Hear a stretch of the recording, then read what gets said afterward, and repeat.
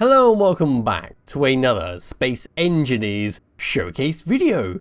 In today's video we're looking at another speeder bike, and this one is again very short and sweet and called the K-5 Vector, which is this lovely thing right here.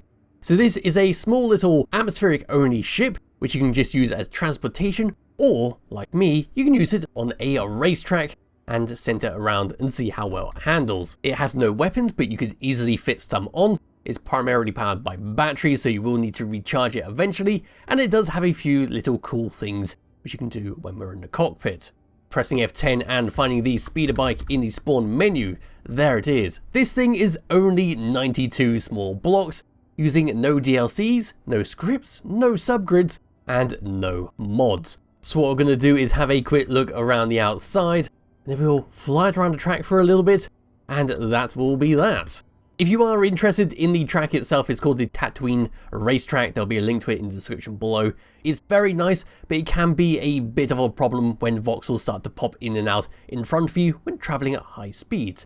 But we'll see that a bit later. Anyway, back to the bike. This is what we get at the very front. We've got a gyroscope, a ore detector, and a camera in our dead center, and it's been surrounded by some atmospheric thrusters. To the left and the right of that, we've got some battered brown blocks with a spotlight in the middle. We can also see a battery poking out below them with some unfinished window blocks for some extra decoration. As we move around the side, in fact let's go to the other side where the sun is, there we go, we'll then see our lovely battery sticking out like so, and a smaller battery just behind it. Above our small battery we have a piston, which if I go into here and press number 8, will deploy all the way over and cover up our thruster.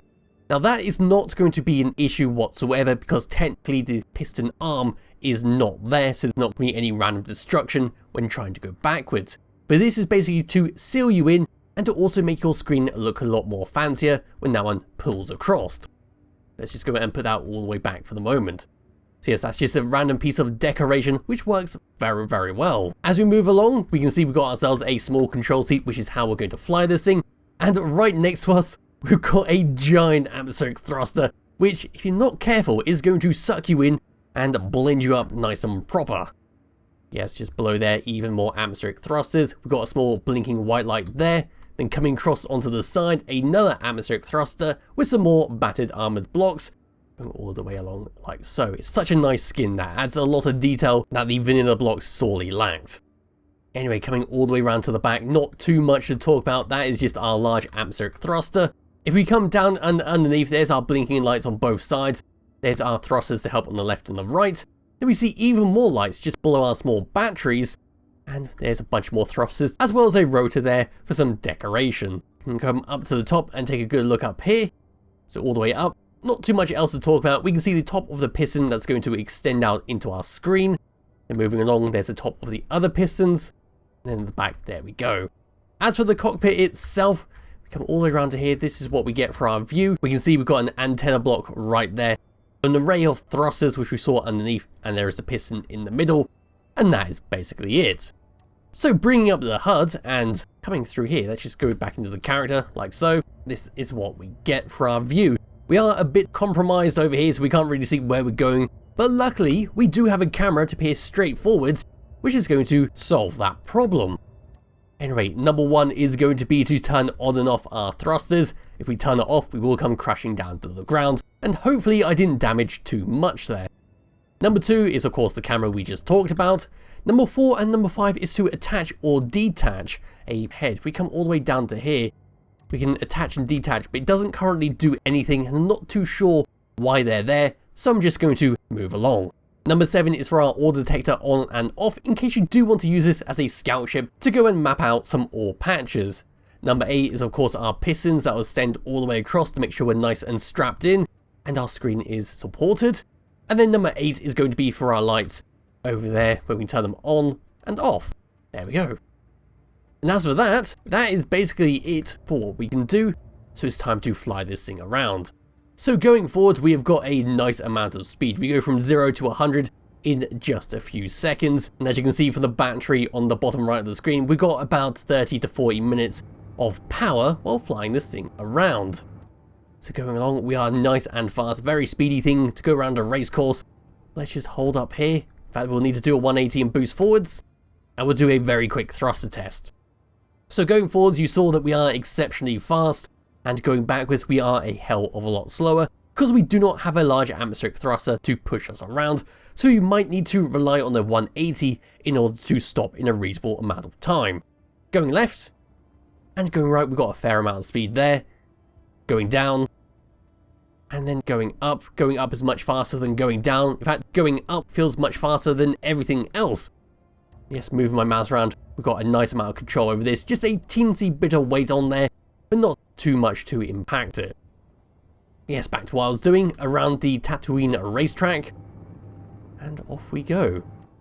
So we've got plenty of control over there. We do drift a little bit when trying to do corners, so we do need to pre-turn into a corner, which is not going to be too useful here because I don't really know the layout of the track, but we can keep going along there, and we will need to start turning here.